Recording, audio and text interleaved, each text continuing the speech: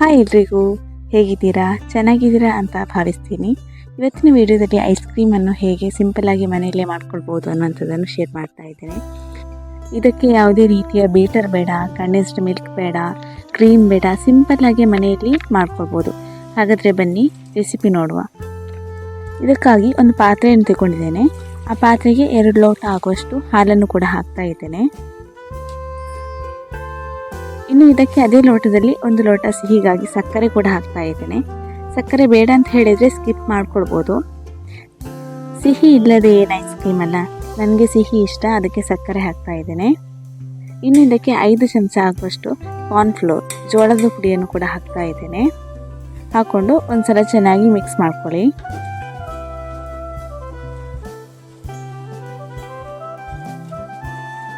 Mix ಮಾಡ್ಕೊಂಡ ನಂತರ ಒಲೆ ಹಚ್ಚಿ ಒಲೆ ಮೇಲೆ ಇಟ್ಕೊಳ್ಳಿ.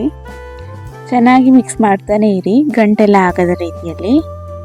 ಸ್ವಲ್ಪ ದಪ್ಪ ಆಗಿ ಕುದಿ ಬಂತು ಅಂತ ಹೇಳಿದರೆ ಫ್ಲೇಮ್ ಆಫ್ ಮಾಡ್ಬೋದು. ಐಸ್ ಕ್ರೀಮ್ ಮಾಡುವಾಗ ಎಲ್ಲಿ ಕೂಡ ನಾವು ನೀರು ಹಾಕಲೇಬಾರ್ದು, ಅದು ನೆನ್ಪಿಟ್ಕೊಳ್ಳಿ. ನೀರನ್ನು ಹಾಕಿದರೆ ಲಾಸ್ಟ್ ಐಸ್ ಕ್ರೀಮ್ ಸೆಟ್ ಆದ ನಂತರ ನಮಗೆ ಸ್ಕೂಪ್ ಮಾಡಿ ತೆಗಿಲಿಕ್ಕೆ ಆಗೋದಿಲ್ಲ, ಗಟ್ಟಿಯಾಗಿ ಬಿಡ್ತದೆ. ಅದಕ್ಕೆ ಈಗ ಇದು ದಪ್ಪ ಆಗಿ ಬರ್ತಾ ಉಂಟು. ಈಗ ಫ್ಲೇಮ್ ಆಫ್ ಮಾಡಿಕೊಂಡು ಬಿಸಿ ಆರಲಿಕ್ಕೆ ಬಿಡಬೇಕು. ಹೀಗೆ ಐಸ್ ಕ್ರೀಮ್ ಮಾಡಿ ಇಟ್ಕೊಂಡ್ರೆ ಬಿಸಿಲಿಂದ ಮನೆಗೆ ಬಂದವರಿಗೆ ಕೊಡಲಿಕ್ಕೆ ಒಳ್ಳೆಯದಾಗ್ತದೆ ಅಲ್ಲ. ಅಂಗಡಿಯಿಂದ ಐಸ್ ಕ್ರೀಮ್ ತಗೊಳ್ಳೋದಕ್ಕಿಂತ ಮನೆಯಲ್ಲೇ ಮಾಡಿ ನಾವು ತಿನ್ನೋದು ತುಂಬಾ ಒಳ್ಳೆಯದು. ನೋಡಿ, ಇದು ಕಂಪ್ಲೀಟಾಗಿ ತಣ್ಣಗಾಗಿದೆ. ಈಗ ನಾನು ಇದನ್ನು ಒಂದು ಮಿಕ್ಸಿ ಜಾರಿಗೆ ಹಾಕ್ತಾ ಇದ್ದೇನೆ. ಇನ್ನು ಇದಕ್ಕೆ 2 ಸಣ್ಣ ಡೈರಿ ಮಿಲ್ಕ್ ಕೂಡ ಓಪನ್ ಮಾಡಿ ಹಾಕ್ತಾ ಇದ್ದೇನೆ. ನನಗೆ ಸಣ್ಣ ಡೈರಿ ಮಿಲ್ಕ್ ಸಿಕ್ಕಿದ್ರಿಂದ ಇದನ್ನೇ ಹಾಕೋತಾ ಇದ್ದೇನೆ. ದೊಡ್ಡದು ಸಿಕ್ಕಿತು ಅಂತ ಹೇಳಿದರೆ ನೀವು ಕೂಡ ಹಾಕೊಳ್ಳಿ. ಕಲರ್ ಸ್ವಲ್ಪ ಡಾರ್ಕ್ ಆಗಿ ಸಿಗ್ತದೆ, ಹಾಗೆ ಒಳ್ಳೆ ಫ್ಲೇವರ್ ಕೂಡ ಸಿಗ್ತದೆ. ಇದನ್ನು ಹಾಕೋದೆ ಫ್ಲೇವರ್ಗಾಗಿ, ಆಯಿತಾ. ಇನ್ನು ಇದಕ್ಕೆ ಒಂದು 3 ಚಮಚ ಹಾಲಿನ ಪುಡಿಯನ್ನು ಕೂಡ ಹಾಕ್ಕೊಳ್ತಾ ಇದ್ದೇನೆ. ಹಾಕ್ಕೊಂಡು ಚೆನ್ನಾಗಿ ರುಬ್ಕೊಳ್ಬೇಕು. ರುಬ್ಬಿಕೊಂಡ ಮಿಶ್ರಣವನ್ನು ಒಂದು ಮುಚ್ಚಳ ಇರುವ ಪ್ಲಾಸ್ಟಿಕ್ ಪಾತ್ರೆಗೆ ಹಾಕ್ತಾ ಇದ್ದೇನೆ. ಹಾಕ್ಕೊಂಡು ಇದಕ್ಕೆ ಟೈಟಾಗಿ ಒಂದು ಮುಚ್ಚಳ ಇಟ್ಟು ರಾತ್ರಿ ಎಲ್ಲ ಫ್ರೀಸರಲ್ಲಿ ಇರಬೇಕು. ಆಗಾಗ ತೆಗೆದು ನೋಡ್ತಾ ಇರಬೇಡಿ.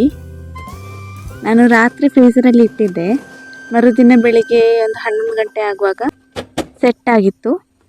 ನಾನು ಫ್ರಿಜ್ಜಲ್ಲಿ ಇಡುವಾಗ ಕರೆಂಟು ಕೂಡ ಇರಲಿಲ್ಲ. ನಾನು ಮಾಡಿದ ರೀತಿಯಲ್ಲಿ ಕರೆಕ್ಟಾಗಿ ಮಾಡಿದರೆ ಕ್ರೀಮಿಯಾಗಿರುವ ಐಸ್ ಕ್ರೀಮ್ ರೆಡಿ ಆಗ್ತದೆ. ನೆನ್ಪಿಡಿ, ನಾನು ಆಗಲೇ ಹೇಳಿದ ಹಾಗೆ ಇದನ್ನು ಮಾಡುವಾಗ ಎಲ್ಲಿ ಕೂಡ ನೀರನ್ನು ಆ್ಯಡ್ ಮಾಡಲೇಬಾರ್ದು, ಆಯಿತಾ. ನೋಡಿ ಹೇಗೆ ಸೆಟ್ ಆಗಿದೆ, ಸಾಫ್ಟ್ ಆಗಿದೆ, ಕ್ರೀಮಿಯಾಗಿದೆ. ಹೀಗೆ ಒಂದ್ಸಲ ಮನೆಯಲ್ಲಿ ಮಾಡಿ ನೋಡಿ. ವಿಡಿಯೋ ಇಷ್ಟ ಆದರೆ ಲೈಕ್ ಮಾಡಿ, ಸಬ್ಸ್ಕ್ರೈಬ್ ಮಾಡುವ ಮೂಲಕ ಸಪೋರ್ಟ್ ಮಾಡಿ. ಹಾಗೆ ಫ್ರೆಂಡ್ಸಿಗೆಲ್ಲ ಶೇರ್ ಮಾಡಿ, ಒಂದ್ಸಲ ಮಾಡಿ ನೋಡಲಿಕ್ಕೆ ಹೇಳಿ. ಇದೇ ಥರದ ಇಂಟ್ರೆಸ್ಟಿಂಗ್ ಕಂಟೆಂಟನ್ನು ಅಪ್ಲೋಡ್ ಮಾಡ್ತಾ ಇರ್ತೇನೆ. Thank you for watching.